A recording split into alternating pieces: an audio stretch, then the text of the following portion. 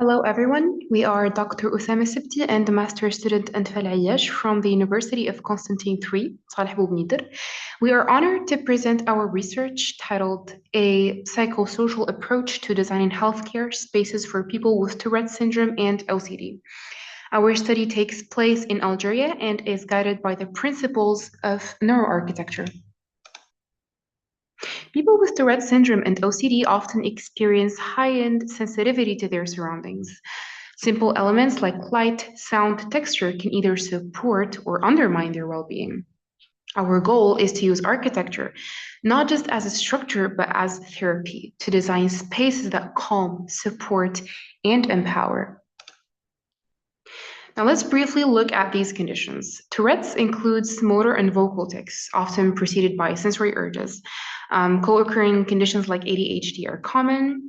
As for OCD, it involves intrusive thoughts and ritualistic behaviors. For both, stigma and social isolation are relevant. Designing for these users means understanding their psychological, social, and neurological realities. Neuroarchitecture explores how our brains react to spaces. For example, exposure to natural light can reduce cortisol levels by 15%. The way a space is shaped, lit, and organized can significantly affect anxiety, focus, and even self-esteem. However, ethical concerns like data privacy and accessibility must be addressed for fair implementation. Last, we see architecture as a silent but powerful therapeutic partner. To enhance well-being through collaborative neuroarchitecture design, we have three principles: psychosocial approach, collaborative process, co-design, design thinking, and social design. So social design is a design approach focused on creating solutions that address social issues and improve human well-being by prioritizing community needs, inclusivity, and positive social impacts. And about its key elements, we can mention universal social design, co-creation, inclusion and accessibility, analysis of social dynamics, historical context, cultural context, social issues, social impact, adaptability, and last but not least, resilience. For our architecture design process, we have, let's say, 7 steps. First, we have assess. Second, implement. Third, test. Fourth, prototype. Fifth, ideation.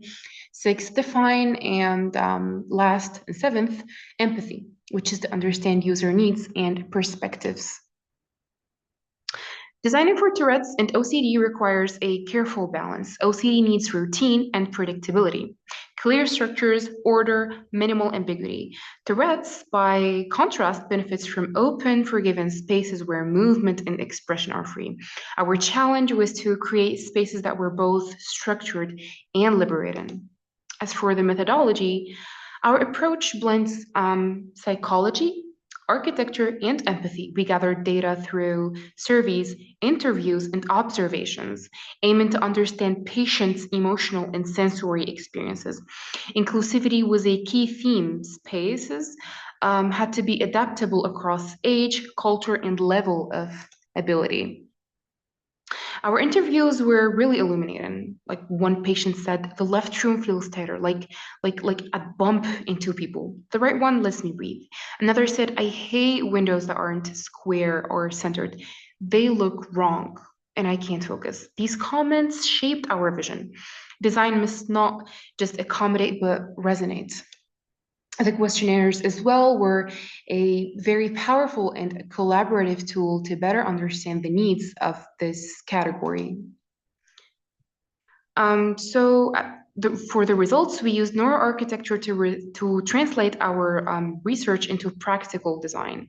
Elements like natural light, smooth textures, and soundproofing became central. For instance, flickering lights can worsen tics in up to 40% of Tourette patients. So adjustable lighting became a priority. And from that, we could actually develop a neuroarchitecture design canvas for designing places adapted to people with Tourette syndrome and OCD. And well, which we'll be diving into and analyzing, right now, I guess.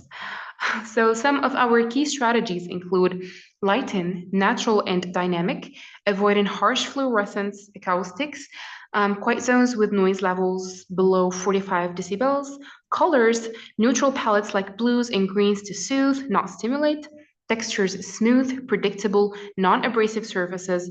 So every detail aimed to reduce overstimulation and enhance a sense of control.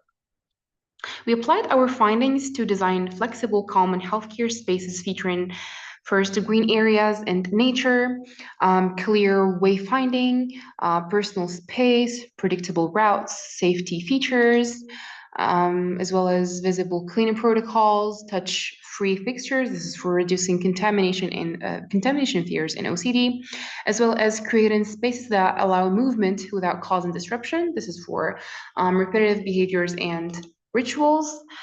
So these not only support rituals and minimize triggers, but also improve social connection and dignity. Design isn't one size fits all, so cultural perceptions for comfort vary. What feels safe in one culture may feel restrictive in another. As we integrate technologies like emotion, sense, and AI, we must be careful with privacy, accessibility, and ethics.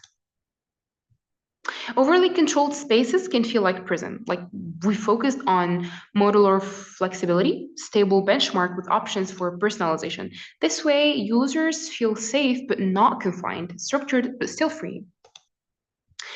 Predictive neuroarchitecture, like spaces that adapt in real time based on user needs. Imagine AI adjusting lighting to suit your mood or materials that change acoustics throughout the day. These tools are no longer science fiction, they are becoming real. So, three words sum up our approach: empathy, science, and collaboration. Neuroarchitecture isn't just about aesthetics, it's about mental health, inclusion, and healing. As Le Corbusier says, architecture must speak to the soul and not just to the eyes. It's time to build spaces that support people, not just contain them. And to conclude, architecture is a powerful tool for well-being. Let's use it to create healthcare spaces that are not only functional, but deeply, deeply, deeply human. Spaces that listen, support, and heal. And thank you very much for your attention.